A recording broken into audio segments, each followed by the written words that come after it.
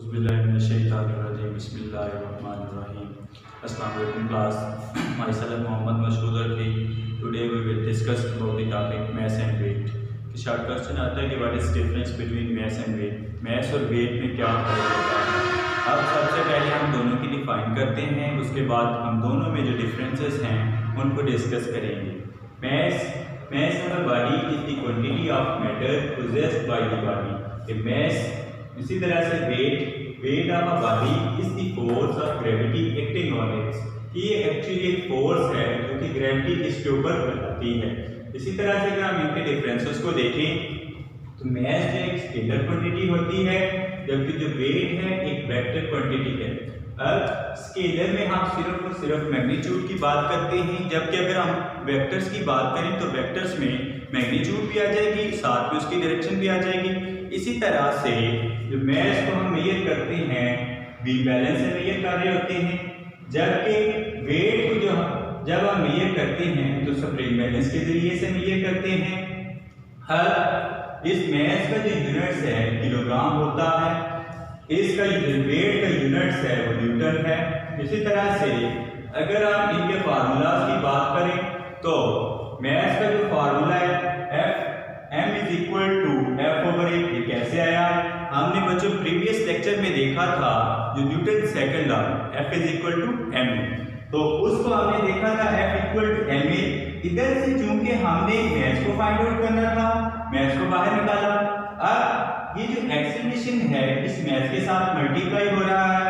अब ये जो एक्सेलरेशन है जब उस साइड पे जाएगा तो क्या हो जाएगा? डिवाइड हो जाएगा F/A. इसी तरह से हमने फाइंड आउट कर लिया कि mass बराबर होता है F/A के. बच्चों अगर न्यूमेरिकल्स आ जाए कि आपने किसी एक बॉडी का जो mass निकालना है, उस बॉडी की जो एक्सेलरेशन दी हो और फोर्स दी हो तो हम निकाल सकते हैं. इजीली आप ये फार्मूला लगाएं और कैलकुलेट करके बता दें कि ये बॉडी का mass इतना है. इसी तरह से हमने कह दिया जो वेट का यूनिट है वो न्यूटन है. अब हमें कैसे पता चला कि इसका यूनिट वाकई न्यूटन होता है? चूंकि हमने कहा इसका जो फार्मूला है F is equal to W. ये क्यों हमने कह दिया कि F बराबर है W? हमने इसकी डिफाइन से पढ़ा है कि वेट एक्चुअली एक फोर्स का नाम है, तो फोर्स का यूनिट क्या होता है? न्यूटन. फिर हम इसको इसके बराबर कर सकते हैं. अब वेट बराबर होता है mg के. m क्या है? बॉडी का mass. अब ये स्मॉल g क्या है? ये एक नेटर आ गई. ये बच्चों जो स्मॉल g है ये एक्चुअली एक्सेलरेशन है. अब ये किस वजह से है? ग्रेविटी से. ग्रेविटी से है तो इसका हमने नाम कह दिया ग्रेविटेशनल एक्सेलरेशन है. अब इसका यूनिट जो हम डिस्कस कर रहे हैं कि न्यूटन क्यों आया, तो देखें बच्चों जो mass का यूनिट होता है किलोग्राम, जो एक्सेलरेशन का यूनिट्स है मीटर पर सेकंड स्क्वायर. अब पिछले लेक्चर में हमने डिस्कस किया था किलोग्राम मीटर पर सेकंड स्क्वायर एक्चुअली बराबर होता है न्यूटन के. फिर हमने कह दिया जो वेट का यूनिट्स है वो न्यूटन बनता है. नेक्स्ट हम बच्चे डिस्कस करते हैं Newton's third law of motions. इसकी स्टेटमेंट करेंगे to every actions there is always an equal but opposite reaction.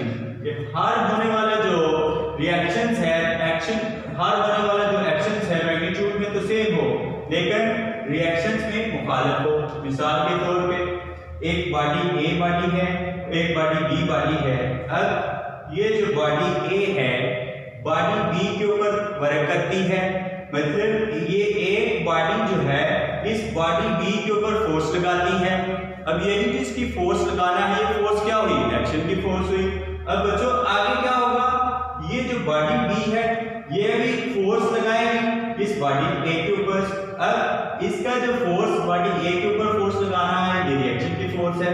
अब एक्शन की जो फोर्स लग रही है मैग्नीट्यूड में तो उतनी ही लग रही है, मैग्नीट्यूड में मतलब सेम है. जो बॉडी B रिएक्शन की फोर्स लगा रहा है वो भी मैग्नीट्यूड में सेम है, लेकिन अब हमने कर क्या दिया? इसकी डायरेक्शन को चेंज कर दिया. तो न्यूटन थर्ड लॉ भी यही कहता है कि हर होने वाला जो एक्शन है अगर मैग्नीट्यूड में सेम हो लेकिन डायरेक्शन में मुखालिफ हो न्यूटन थर्ड लॉ. तो मुराद ये हुआ ये एग्जांपल न्यूटन थर्ड लॉ को होल्ड करती है. इसी तरह से बच्चों एक टेबल है, इसके ऊपर एक बुक पड़ी हुई है. अब ये जो टेबल का वेट है हमेशा ही डाउनवर्ड एक्ट करेगा. क्यों करेगा डाउनवर्ड एक्ट? आपको पता है ग्रेविटी के इसके ऊपर फोर्स लगा रही है, ग्रेविटी की वजह से ये जो इसका वेट है हमेशा ही डाउनवर्ड एक्ट करता है। अब इस टेबल के ऊपर जो बुक पड़ी हुई है, ये जो इस टेबल ने इस बुक को ऊपर उठाए हुए है, ये भी किसी खास फोर्स की वजह से है। अब ये फोर्स क्या होगी? ये वो जो फोर्स रिएक्शन की फोर्स है जो कि इस बुक को इस टेबल ने ऊपर उठाए हुए है। तो फिर हमने कहा हर होने वाला जो रिएक्शन है मैग्नीट्यूड में सेम हो लेकिन रिएक्शन में मुखालिफ हो तो न्यूटन थर्ड लॉ। इसी तरह से एक और एग्जांपल को हम डिस्कस करते हैं कि डेली लाइफ में भी हम ये यूज करते हैं कि एक बॉल हमने ली, एक बॉल को हमने पकड़ा, उसको हमने दीवार के साथ मारा। जब हम दीवार के साथ मारते हैं तो मतलब हम उसके ऊपर एक्शन कर रहे हैं। होगा क्या कि दीवार भी अभी अपना रिएक्शन परफॉर्म करेगी। दीवार ये करेगी जब बॉल इसके ऊपर आके टकराती है, अगेन जो बॉल उस उतनी ही फोर्स के साथ वापस फेंक रही है। मतलब कि हर होने वाला जो एक्शन है मैग्नीट्यूड में अगर सेम हो लेकिन डायरेक्शन में मुखालिफ हो, इतनी मैग्नीट्यूड इसकी है लेकिन इतनी ही फोर्स इसकी है, लेकिन मैग्नीट्यूड तो सेम है लेकिन डायरेक्शन की अगर हम बात करें तो ये क्या मुखालिफ है, न्यूटन थर्ड लॉ। इसी तरह से बच्चों एक गुब्बारा जिसके अंदर हमने हवा भरी हुई है, अब हमने किया क्या, इस बलून को आज़ाद छोड़ दिया। जब हम इसको आज़ाद छोड़ेंगे तो इसकी जितनी भी इसके अंदर हवा भरी हुई थी वो सारी की सारी एक सुराख के जरिए से बाहर निकल जाएगी। मतलब इसके ऊपर एक्शन हो रहा है। अब ये इसका रिएक्शन ये है कि बाहर से जितनी भी हवा है वो जितनी भी इस गुब्बारे के अंदर हवा भरी हुई है उसको बाहर निकालेगा, उसको एक्सट्रैक्ट करेगा। मतलब उसके ऊपर रिएक्शंस हो रहा है, रिएक्शंस हो रहा है जिस वजह से आपका बलून जो है फॉरवर्ड मूव करता है, थोड़ी आगे चला जाता है, अपनी पोजीशन को चेंज करके आगे मूव करता है। मतलब रिएक्शन की वजह से हो रहा है कि हर होने वाला एक्शन अगर मैग्नीट्यूड में सेम हो लेकिन डायरेक्शन में मुखालिफ हो, न्यूटन थर्ड लॉ। इसी तरह से बच्चों एक और एग्जांपल्स है कि रॉकेट्स है, उसका जब ईंधन जलता है तो उसकी जब हॉट गैसेस जो होती हैं वो जब बाहर की तरफ निकलती हैं, मतलब उसके ऊपर ये एक्शन हो रहा है। अब जितनी भी ये जो गैसेस हैं इनका स्केप आउट होना, इनका बाहर निकलना, ये एक्शन हो रहा है, एक्शन की फोर्स है।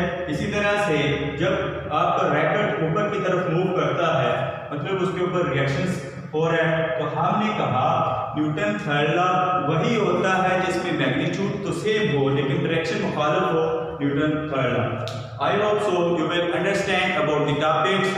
टेक केयर बच्चों, अल्लाह हाफिज़।